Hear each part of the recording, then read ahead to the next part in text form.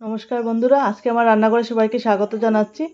আজকে আমার রান্নাঘরে নিয়ে এসেছি, দেখেন বাটা মাছ। এখানে রয়েছে বাটা মাছ, কেটে দিয়ে পরিষ্কার করে নেওয়া হয়ে গেছে বাটা মাছগুলি। আর এখানে একটা স্পেশাল মশলা বানিয়েছি, সেটা হচ্ছে জিরে, আদা আর লঙ্কা। আজকে এই স্পেশাল মশলাটা দিয়ে রান্না করব। আজকে উইদাউট পেঁয়াজ এবং রসুন, পেঁয়াজ ও রসুন ছাড়াই রান্না করব। তো প্রথমে আমি এখানে নুন দিয়ে দিচ্ছি মাছের মধ্যে, এবং তারপর দিয়ে দিচ্ছি হলুদ, দিয়ে দিচ্ছি 8 চামচের মতো। নুন আর হলুদগুলি ভালো করে ম্যারিনেট করে রাখবো।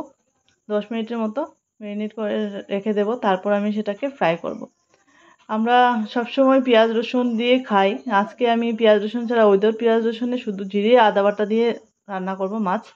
তো এই বাটা মাছের আদা বাটা দিয়ে বাটা মাছের ঝোলটা খুবই ভালো লাগে জিরে আদা বাটা দিয়ে। তাহলে ভীষণই টেস্টি একটা রেসিপি আজকে করতে যাচ্ছি, সঙ্গে থাকবেন আমার। প্রথমে আমি এখানে কালো জিরা ফোড়ন দিয়ে দিয়েছি, আর তেজপাতা দিয়ে সেই মশলাটা, স্পেশাল মশলাটা দিয়ে দিয়েছি। তারপর নুন আর হলুদটা দিয়ে দিচ্ছি 1 চামচের মতো। তারপর কষিয়ে সেটার মধ্যে জল দিয়ে দিচ্ছি, গরম জল। আমার এখানে ঝোলটা ফুটে উঠতে আরম্ভ করলো, তখন আমি এখানে কাঁচা লঙ্কা আর লাস্টে আমি দিয়ে দিচ্ছি এখানে গরম মশলা বাটা।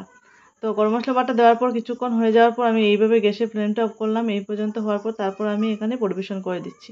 আমি একটা প্লেটে নামিয়ে নিচ্ছি।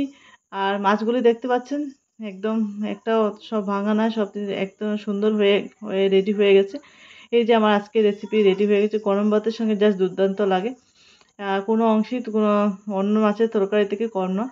আপনারা অবশ্যই ভালো লাগলে লাইক শেয়ার কমেন্ট করবেন, আর ভালো থাকবেন সবাই।